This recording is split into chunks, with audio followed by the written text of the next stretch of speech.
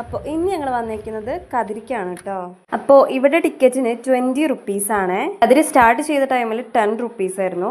പിന്നെ ഒരു 1-2 years കഴിഞ്ഞപ്പോഴേ 20 rupees ആയിട്ടുണ്ട്.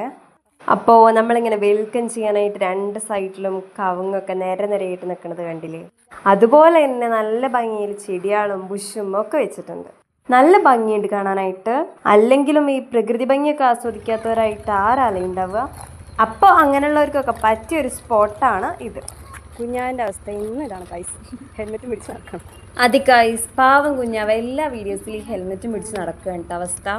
അല്ലെങ്കിലും 2 ഹെൽമെറ്റ് ഉണ്ടാവുമ്പോൾ ഒരെണ്ണം പിടിക്കണമല്ലോ.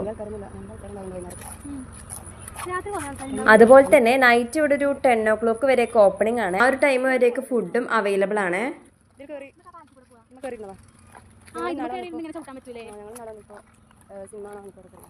കതിരിനെ കുറിച്ച് പറയുകയാണെന്നുണ്ടെങ്കിൽ ഒരു 9 years ആയിട്ട് സ്റ്റാർട്ട് ചെയ്തിട്ട് പിന്നെ കുറച്ച് നൊസ്റ്റാൾജിക് ആയിട്ട് പറയുമ്പോൾ പണ്ട് ഞാൻ 10th പഠിക്കുന്ന ടൈമിൽ കതിരിന് നേരെ ഓപ്പോസിറ്റ് ആയിട്ടായിരുന്നു ഞാൻ പഠിച്ചിരുന്ന ട്യൂഷൻ സെൻറ്റർ. അപ്പോൾ അവിടുന്ന് നോക്കിയിട്ടുണ്ടെങ്കിൽ കതിര് കറക്റ്റ് കാണാൻ പറ്റിയില്ല എന്നുണ്ടെങ്കിലും ഓൾമോസ്റ്റ് ഒക്കെ കാണാമായിരുന്നു കേട്ടോ.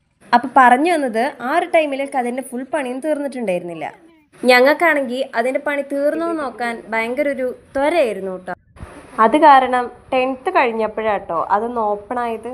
അപ്പം നമ്മുടെ കതിരെന്ന് പറയണത് ഫ്രണ്ട്സിനും കപ്പിൾസിനും ഫാമിലിക്കും മാത്രമല്ല കേട്ടോ, കുറേ വർഷങ്ങളായിട്ട് കാണാത്തവരൊക്കെ കണ്ടുമുട്ടുന്ന ഒരു സ്പോട്ടും കൂടിയാണ് നമ്മുടെ കതിര്.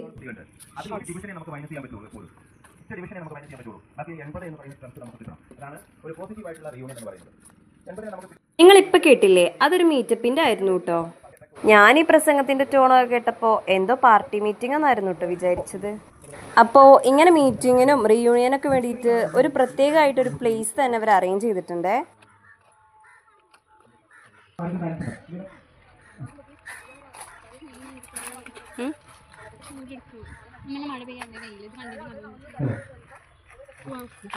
ഇവിടുത്തെ തെങ്ങിൽ വരെ വരച്ച് വെച്ചിരിക്കുന്നത് കണ്ടില്ലേ. പേഴ്സണലി ഇത് എനിക്ക് ഭയങ്കര ഇഷ്ടമായി കേട്ടോ. പിന്നെ കുറേ ദൂരത്തുനിന്ന് വരെ ആൾക്കാർ തേടി പിടിച്ചിവിടെ വരാറുണ്ട് കേട്ടോ. വെറുതെ തള്ളിയതല്ല കേട്ടോ. ഈ ഫാമിലി ആയിട്ടൊക്കെ വരുന്നവരൊക്കെ നമ്മളോട് വഴി ചോദിക്കുമ്പോഴാട്ടോ ഇത് ഫേമസ് ആയ വിവരം ഞങ്ങളും അറിയുന്നത്. അല്ലെങ്കിലും ഈ മുറ്റത്തെ മുല്ലയ്ക്ക് മണമില്ല എന്ന് പറഞ്ഞ പോലെ ആയിരുന്നു അന്ന് വരെ എനിക്ക് കതിര്. അങ്ങനെ ഇപ്പോൾ വളർന്ന് ഒരു നിർത്തിയിട്ട കപ്പൽ വരെ ഇവിടെ ഉണ്ട് കേട്ടോ. ഇത് കണ്ടില്ലേ, ഞാൻ നേരത്തെ കാണിച്ച കലാരചനയെക്കാട്ടിലും എനിക്കിഷ്ടമായത് ഇതാണ് കേട്ടോ. ഇതിൽ കുറേ വെള്ളക്കളറും പിന്നെ പൂമ്പാറ്റിയും ഒക്കെ ഉണ്ടായിട്ടായിരിക്കും. പിന്നെ ഇവിടെ ഉള്ളൊരു പ്രത്യേകത എന്താണെന്ന് വെച്ചിട്ടുണ്ടെങ്കിൽ നമുക്ക് എവിടെ ഇരുന്നിട്ടാണെങ്കിലും ഫുഡ് കഴിക്കാനുള്ള കുറേ സ്പോട്ട് ഉണ്ട്. അപ്പോൾ അത്രേ ഉള്ളൂ ഗൈസ്, ബൈ.